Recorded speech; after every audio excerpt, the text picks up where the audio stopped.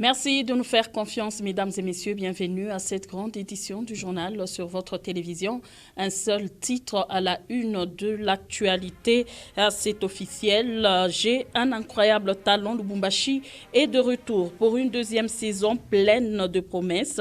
L'émission qui met en lumière les talents locaux revient sur les écrans de Nyota Télévision. Et cette année encore, la compétition s'annonce intense. C'est donc l'essentiel de l'actualité. Une fois de plus, bienvenue. Tout d'abord, cette information en bref et en images. Dans une déclaration commune, les forces politiques et sociales congolaises jugent du partiel l'accord signé entre Washington et la République démocratique du Congo. Selon elles, tant que les causes endogènes ne seront pas prises en compte, la crise persistera et la paix véritable et durable ne sera rien de plus qu'un mirage. Elles appellent donc à un dialogue sincère entre Congolais et réaffirment leur soutien au processus proposé par les évêques de la SENCO et de l'ESC. Et puis, 16 nouveaux anciens élèves du complexe scolaire Bellevue Lubumbashi ont été admis à l'université Bellevue de Washington. Malgré les restrictions de l'administration américaine, la forte réputation de cet établissement scolaire a suffi pour envoyer ses ambassadeurs au pays de Donald Trump. Ça n'a pas été facile pour nous, on avait perdu espoir. Mais nous voilà aujourd'hui. Des mots émouvants de Kani Kandomba Marie-Virginie qui faisait ses adieux à ses anciens camarades du complexe scolaire Bellevue de Lubumbashi à l'occasion de son voyage vers les États-Unis d'Amérique. Pour mes études, je compte faire l'IA et avoir plus de performances en ça et revenir au pays pour améliorer l'IA. Merci beaucoup à tous mes enseignants, à toute l'école. Un rêve que ces ambassadeurs RD congolais espèrent capitaliser pour être aptes à contribuer demain au développement de la RDC après leurs études, à en croire Twendi Mbadi Mudelimba Daniel. And now I want to go there to fulfill my plans and to have a great knowledge, and I won't come back in my country to bring my knowledge and to manage with things which are going in my country because it is a country in construction. Un fruit d'un partenariat très solide entre le complexe scolaire Bellevue de Lubumbashi, situé sur l'avenue Bundi au quartier Baudouin, non loin de Alilac, et l'université américaine Bellevue College. Avant l'embarquement, ces jeunes étudiants ont reçu les consignes de voyage de la part de l'administrateur de l'école, M. Kennedy Mukendi, et des conseils pour la vie de la bouche de l'initiateur et président du groupe Bellevue Lubumbashi, M. Tuite Maloba Joseph. Chers ambassadeurs, vous allez pour les études, pas pour autre chose. Ici, on vous a donné le visa, c'est parce que le groupe qui vous a précédé au mois de décembre, dans ce groupe, tout le monde étudie. Et tout le monde a une bonne cote. Soyez conscients de la charge que vous avez pour continuer à étudier convenablement afin de nous permettre d'avoir toujours les privilèges à l'ambassade et aussi dans notre échange du partenariat des enseignants. Le complexe scolaire Bellevue Lubumbashi se présente aujourd'hui comme l'unique chance pour les jeunes RD congolais qui espèrent toujours voyager vers les États-Unis d'Amérique alors que beaucoup d'autres jeunes africains ne reçoivent plus de visa pour le pays de l'oncle Sam.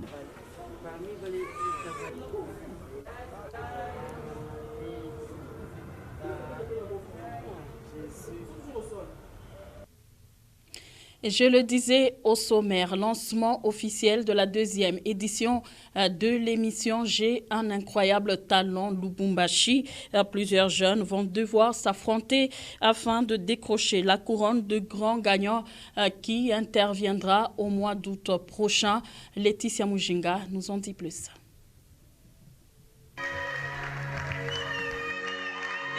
Au total, 30 candidats vont s'affronter pour décrocher la couronne tant convoitée. Et pour lancer cette nouvelle saison, c'est Chris Nonga, le grand gagnant de la première édition, qui a ouvert le bal.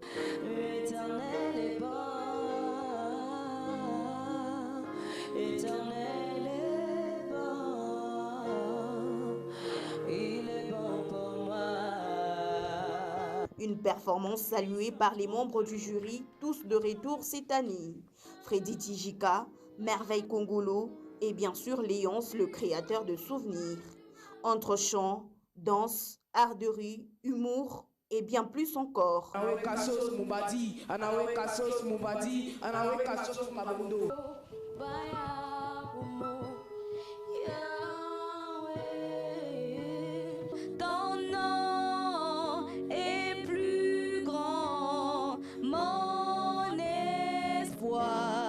Cette saison 2 promet d'être riche en émotions et en découvertes. Le public peut s'attendre à des moments forts, des révélations d'une nouvelle star.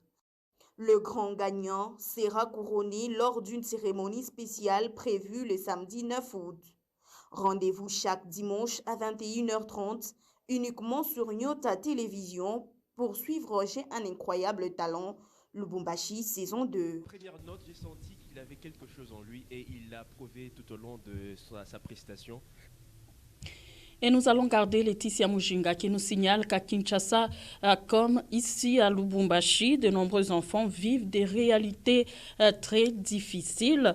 Chaque jour, des milliers d'entre eux se déplacent dans les rues pour subvenir à leurs besoins. Et aujourd'hui, on s'intéresse à la manière dont les enfants de la capitale RD congolaise font face à leur sort souvent tragique. Regardez. Dans les ruelles de Kinshasa, on découvre ces enfants qui doivent se débrouiller pour survivre. Kabose Moutouadi, âgé de 13 ans, en est un exemple. Depuis 1 an, il travaille comme cireur, ce qui lui permet de gagner sa vie.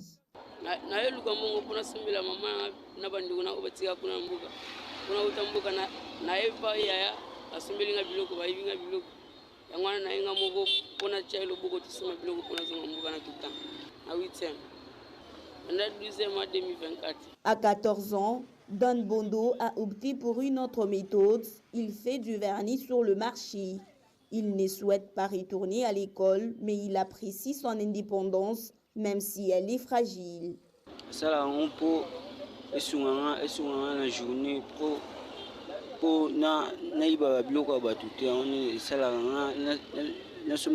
epesanga mbongo nasomela mama biso biloko kwa mateka na babalaba nasomela baleki na nga biloko babilamba onde sunganga na bongo nga banda 2019 par jour sunjamba sungi na journée genre 45 000 à 35 000 soko pe bien moi 25 15 000 na zupe na kina ngondako. D'autres enfants sont obligés de travailler à cause de leurs parents. André et Camille, à peine âgés de 10 ans, jonglent entre l'école et la vente. Chaque jour, après les cours, ils vendent de l'eau sur le marché, une responsabilité qu'il a reçue de sa mère pour aider à nourrir la famille.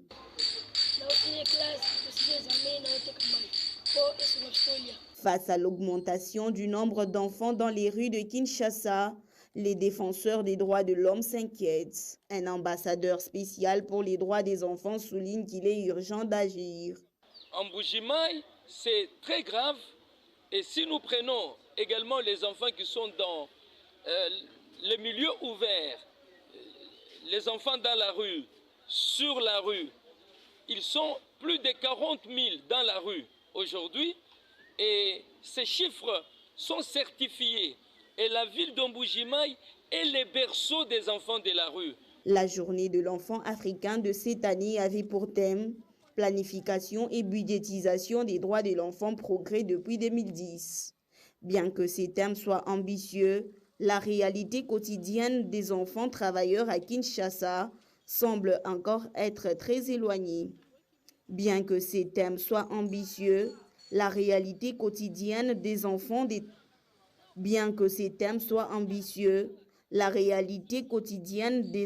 travailleurs à Kinshasa semble encore très éloignée de ses objectifs. Et de retour ici à Lubumbashi, vous l'avez peut-être remarqué, au marché Kenya, il y a la présence remarquable des tailleurs et la plupart d'entre eux sont âgés. Ils font de ce marché un véritable endroit pour la couture artisanale, ce qui leur permet de gagner leur vie. Jacques Kapia, Michel Olela étaient au marché de la Kenya. Voici leur reportage. Difficile de passer d'un rang à l'autre au marché central de la Kenya sans apercevoir au moins un couturier. La plupart de ces artisans sont âgés, mais ils sont très fiables. Ici, la rapidité et la quantité du travail attirent de nombreux clients.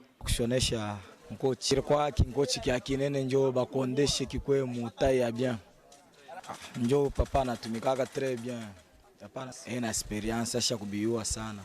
Kazi yake anakondeshaka nkochi très bien. Hata nkochi ana na fant, ataweka inakuwa fant moja inakuwa deux fant. Malgré le problème d'électricité et la concurrence des vêtements importés, ces tailleurs résistent au temps.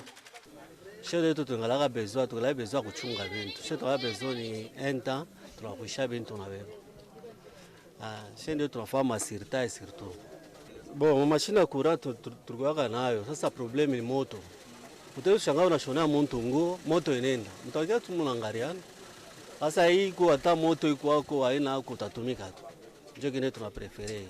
Pale kwa zamani tunafanya sasa mwe makupi unakuya, huyo angao besoin ya pantalon coupe tunamshonea coupe, na pantalon ya veste tunamshonea veste, chemise tunamshonea. Hapa vyote bishakaba vya kushini paka ya kushini. Alphonsine Mbayo, cliente fidèle, parle de la relation spéciale qu'elle a avec ses couturiers, même si elle trouve parfois l'endroit peu accueillant. J'ai fait confiance à ces tailleurs. Pourquoi? Parce que Baranzon y a la bicha mango. Une seule fois, je suis venue ici, j'ai apporté une habit. Voyant la gravité de la correction, directement, ça m'a attiré de rester avec eux comme leurs clientes. Comme cet ensemble ici, j'ai apporté ça hier. Aujourd'hui, je viens récupérer. Mais ce qui nous dérange un peu, nous aussi les clients, c'est l'odeur. L'environnement n'est pas bien entretenu. Marc Kabamba, qui a 30 ans d'expérience, a vu la mode et les attentes des clients changer. Il continue de défendre la couture sur mesure. Zamani makupe inakuya tunakata tunashona.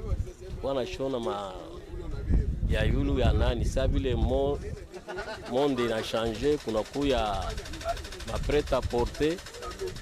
Jole tunakuwa mu spécialité yetu. Mais ce qui se présente tashona.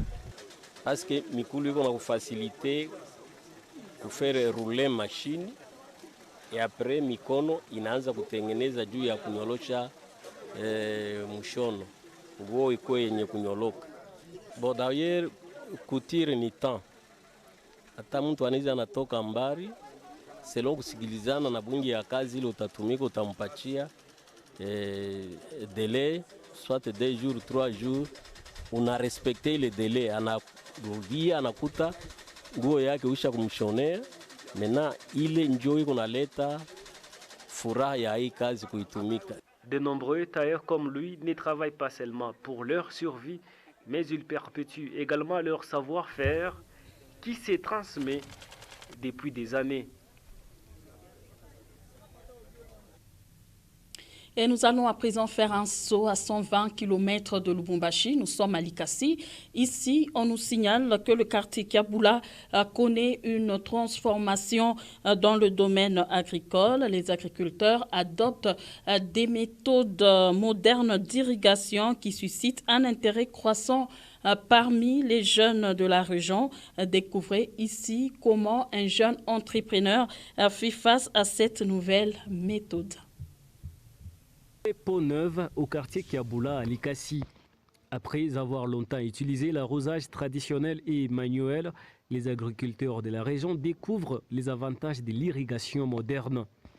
Un groupe de jeunes a récemment adopté l'utilisation des motopompes pour irriguer leur culture.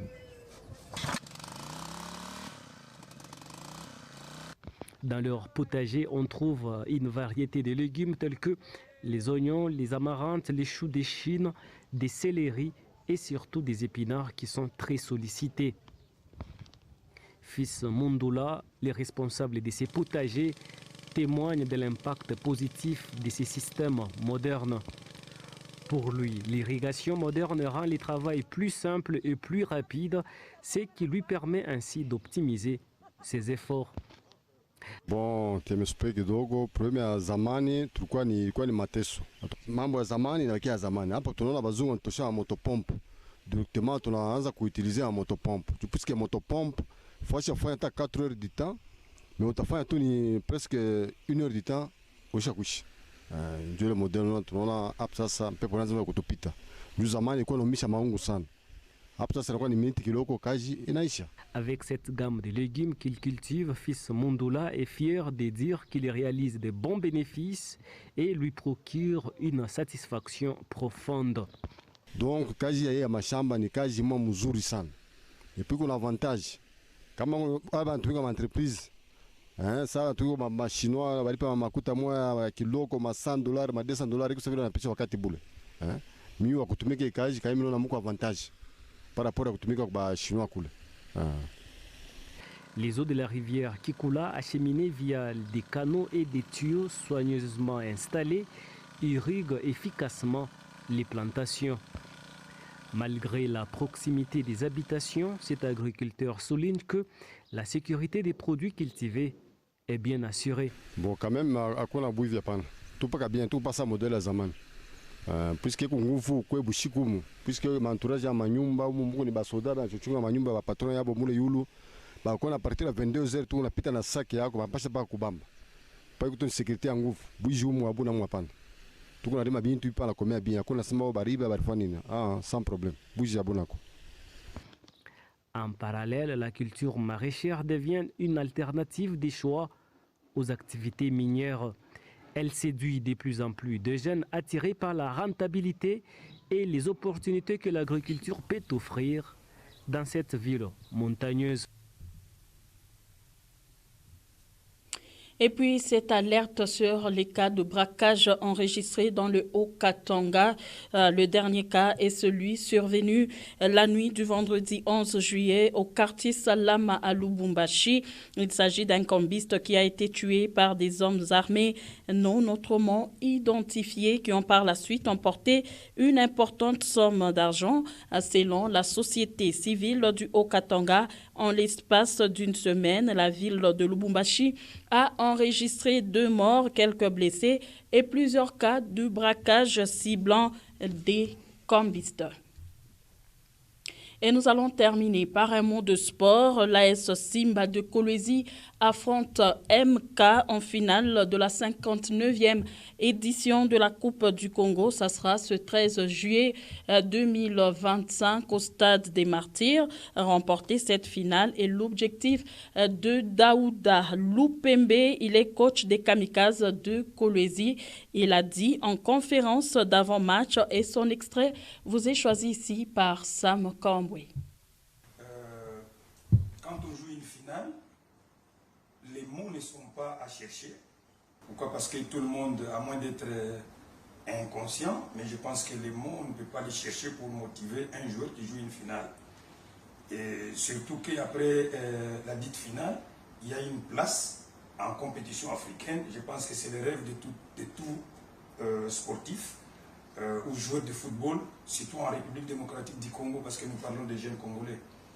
Et donc, moi je pense qu'il fort de cela, les joueurs savent qu'ils jouent gros. L'objectif c'est de gagner d'abord, et puis après une victoire, il y a des conséquences. Les conséquences sont légion. Il y a l'honneur qui est là, il y a la visibilité, il y a tout ce qui entoure une victoire. Donc moi je pense que nos joueurs sont suffisamment avertis et nous n'attendons que demain pour monter sur le terrain et pouvoir produire nos souhaits et de produire notre jeu. C'est une question que je n'aime pas souvent. Pourquoi? Parce que je ne suis qu'un simple technicien, je ne suis pas devin, je ne suis pas magicien non plus pour prédire l'avenir. Mais après il faut noter que si on est là, c'est pour gagner. C'est pour gagner. Ce n'est pas par hasard qu'on est arrivé là-bas. Et nous allons essayer de travailler, de continuer ce travail qu'on a commencé pour pouvoir faire les meilleurs résultats. Or, le meilleur résultat dans une finale, c'est gagner. Donc, notre souhait le plus ardent, c'est de gagner, mais nous savons aussi que ça passe par le travail. Ce qui reste, c'est de concocter un plan de jeu permettant à ces joueurs de s'exprimer à leur vraie valeur et leur vrai niveau. Et ça passe aussi par la gestion du stress, parce que vous savez que s'il y a des personnalités dans les tribunes, il y a du bruit, comme vous avez dit, nous parlons des jeunes qui vont être sur le terrain. Nous devons aussi avoir une capacité de gérer le stress pour pouvoir permettre à ces jeunes gens de s'exprimer à leur vrai niveau. Voilà.